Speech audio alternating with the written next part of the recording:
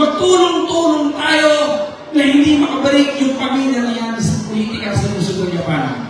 Kami po, ayaw namin na masyado kami manulong sa politika katulad mo kanila na ayaw na pero lumalaban pa. Pero hanggat yung pamilya na yan ang lumalaban ngayon sa Japan, hindi kami hinto, ipaglalaban natin. Ipaglalaban natin! Ang kinakawasan ng Japan, tahimik na daw ang mga tao sa Japan.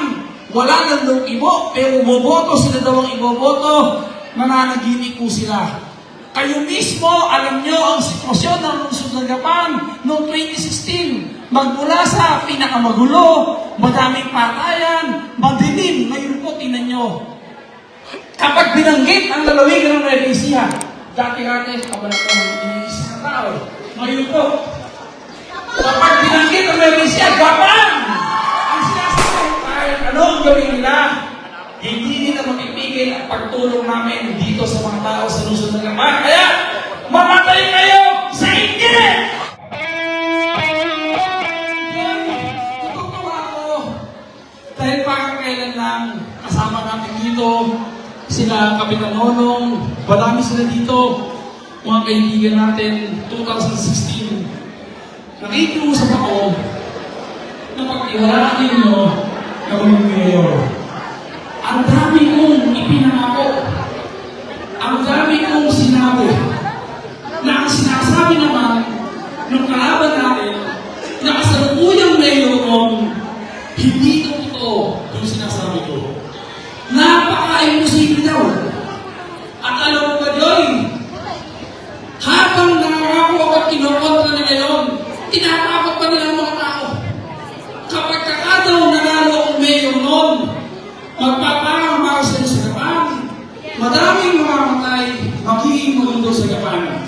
Kaya alam mo, napakalaki ang ulat ng ulan sa mga tao, sa kabila ng panalihan ng mga tao, pinitiwalaan nila sa kataniming ginawa ng mayor.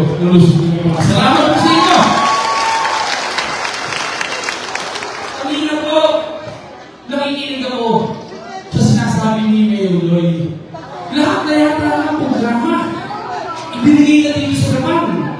Tapos ngayon ang sinasabi, nung magnanay na lumaban ng mayor ngayon, kaya doon sila lumaban. Kasi daw po, gusto nila makawala, makalaya ang lungsod ng Japan. Nakakulong ba kayo? Ano? May tinakot ba kami kahit minsan? Diyos ko, isipin po ninyo yun. Hindi na sila nahiya. Pinapakalata nila na hindi nila alam kung ano nangyayari sa lungsod ng Japan. Isipin po ninyo, yung ba namang pondo ng senior citizen, ina-transfer daw doon sa Chinelas Festival. May gumagawa ng Chinelas dito. Ano pa kailan natin sa Chinelas Festival? Yan ang unang-unang tinutunan ng 2016. Yung Chinelas na ipapagada sa bayan, may kumulaklak at may umumosko. Ano Diyos yung Chinelas? Ano kalokohan yun? Alam ko naman po na ang mga taga-Japan ay marunong na. Alam ko na hindi kayo magpapakuha sa mga paniningan nila at ano sinasabi na nasira sa amin. Alam niyo ba? Hindi na nila kaya sabihin sa Japan dahil kilala niyo ako eh. Pag ako nasa Pagyaw, nasa ibang bayan na sinasabi yan si Congressman Emeng, hindi totoo mabait yan. Pag yan, nalalasing, sinasampal ng mga tao sa Japan, alam niyo naman yun. Paano kung malalasing, hindi naman uuwi ng naman nakahalisan sa buhay ko. Hindi ako naninigarilyo, hindi ako nagsusugal, wala po akong bisyo. Alam niyo naman yun. Hindi din ako ng mga babae kahit bisa sa buhay ko. Ay ba natatawa kayo?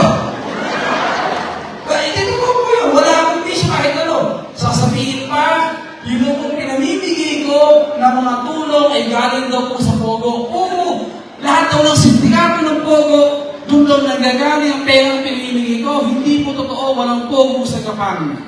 At saka wala na silang pakialam. Ang importante, kahit sa magaling ang pera na pinamimigay ko, ang mahalaga, nabibigyan natin ng tulong ang lahat ng tao na lumalapit sa atin. At saka, walang Pogo. Pogi na talaga si Kaneme. Mamatay sila sa inggit! Alam niyo ba? Nung isang linggo, 5 gabi na nakaraan, lumabas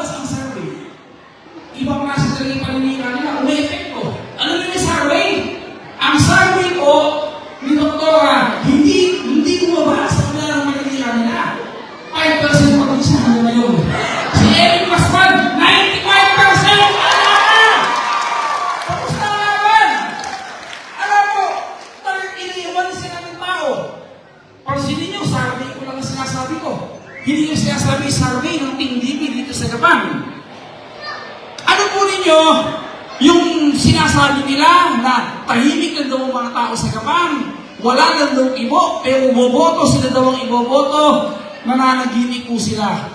Kayo mismo, alam nyo ang sitwasyon ng lungsod ng Japan noong 2016. Magmula sa pinakamagulo, madaming patayan, madilim, ngayon po, tinan nyo. Kapag binanggit ang lalawigan ng Nueva dati-dati, kabalak ng iniisip ng tao. Ngayon po, kapag binanggit ang Nueva Japan! Ang sinasabi, hindi ba? At naging proud tayo. At andito na po tayo, nag-uusap po kami magkakapatid. Sabi ko kay Mayor Joy, hindi habang panahon tayo ang manunungkulan sa lungsod ng Japan. Walang forever. Lilipas ang panahon, mayroon namang ibang manunungkulan dito sa Japan. Tandaan mo yan. Pero ang gawin mo, pilitin mo na habang manunungkulan ka, binibigyan ka ng pagkakataon ng mga tao na manungkulan bilang mayor ng Japan, pagbutihin mo ang trabaho. Huwag mong sayangin ang pagkatiwala nila at kinakailangan kapag hindi na tayo manunungkulan, lumabas man tayo sa mga barangay, ay natin tumingin sa mata ng mga tao na noong panahon natin, tayo, ginawa natin ang lahat para mapagandang ang buhay ng mga tao dito sa Japan. Yun lang naman po ang kailangan. Pero, tulungan po ninyo kami. Magtulong-tulong tayo na hindi makabalik yung pamilya na yan sa politika sa lungsod ng Japan. Kami po, ayaw namin na masyado kami manulong sa politika katulad mo kanila na ayaw na pero lumalaban pa. Pero, hanggat yung pamilya na yan ang lumalaban ngayon sa Japan, hindi kami hinto, ipaglalaban namin! Ipaglalaban natin! Ang kinakawasan ng Japan! Oo, hindi habang pa lang kami nakaupo, pero siguraduhin natin na ibang tao, ibang henerasyon, hindi pamilya natin ilang natatayo sa harapan nyo bilang ngayon ng lungsod ng Japan.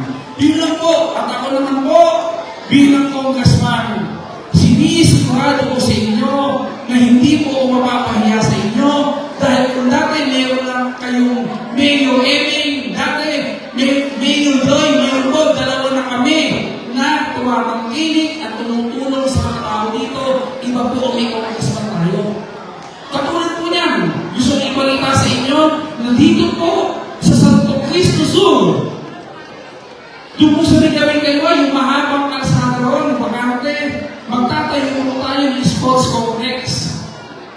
Worth 2 billion sports complex na meron pong grandstand, may oval na jaringan, may Olympic size swimming pool, may gymnasium na ganito para kayo na 8,000 na tao seating capacity. Pwede pa tayo magpalaro ng palaro ng bansa. Lahat po na yan, may pondo na. Hawak ng pondo. Tinatapos na yan. Tinatapos na lang po yung final na design at pati yung lupa. Paano po yung hospital yan? Nung pinapangarap natin, nung paggawa ng hospital, ang sabi nila, imposible daw na mangyari. Sa tulong mo ng Panginoon Diyos at sa pagtitiwala ninyo, tingnan mo ngayon, 80% ang tapos ang hospital at palagay ko, 2 buwan na lang, pwede na kong magamit yan. At tayong lahat na taga-Japan, pagkakulong nito, pag tayo nagkasakit, ayaw natin yan, pero wala tayong magagawa kundi harapin ang katotohanan. Magpagkalot, 2 ang problema. Pag may sakit, unang-una, pagpasok, deposito. Pangalawang problema, paglalabas ng magaling na, pambayad sa ospital. Sa ospital po, ng Batang Japan Medical Center na mas maganda pa sa St. Luke's, yan ang nag-iisang ospital sa buong Pilipinas na hindi ng deposito at walang cashier para magbayad ka. Hindi pa lahat! Walang billing department yan! Aba, yung mga taga-Pagkotela, huwag nyo sabihin na ihilo kayo, i-ayos nyo namin agad kayo. Kapag halimbawa po, inubo kayo. Diyos ko po, ang importante, meron tayong gobyerno sinasandalan. O pagdating sa gobyerno, yung pagkakalan ko ninyo, tanongin nyo sa sarili nyo, tanongin nyo ang katabi nyo, ano ang iba ng pera hawak-hawak ng pamilya na aktibidad sa hawak-hawak na pera ni Mayor Joy Pascual. Wala po, parehong-pareho lang ang pera. Parehong-pareho lang ang pondo. Eksakto lang po. Naramdaman ba natin yung pondo ng Japan mas gano'n ng kulang? Naramdaman ba natin nung sila may hawak ng pondo ng Japan na kahit anong ayuda sa mga tao? Ngayon po, awa ng Diyos, nakikita natin lahat. Andito po lahat ngayon. At kami po, nag-uusap natin kami, napakaganda po rin itong harapan na walang involved na pera. Ang sabi namin, bumaba tayo sa mga barangay, magkakwentuhan tayo sa mga tao, mag-report tayo sa kanila, ibigay natin ang respeto. Yung respeto, yung tradisyonal na pangkampanya, yung focus. Bumarap tayo sa kanila.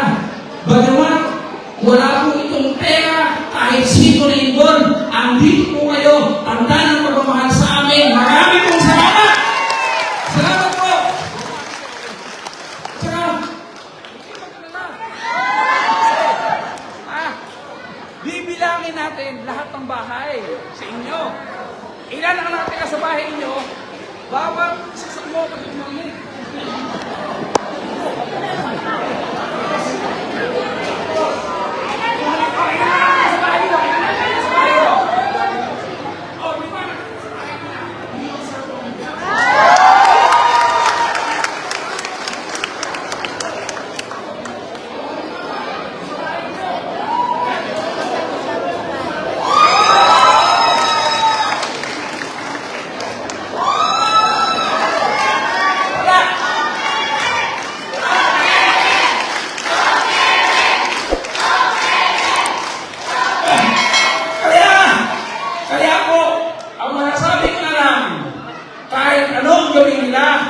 Hindi nila mapipigil ang pagtulong namin dito sa mga tao sa Luzon na naman. Kaya, mamatay kayo!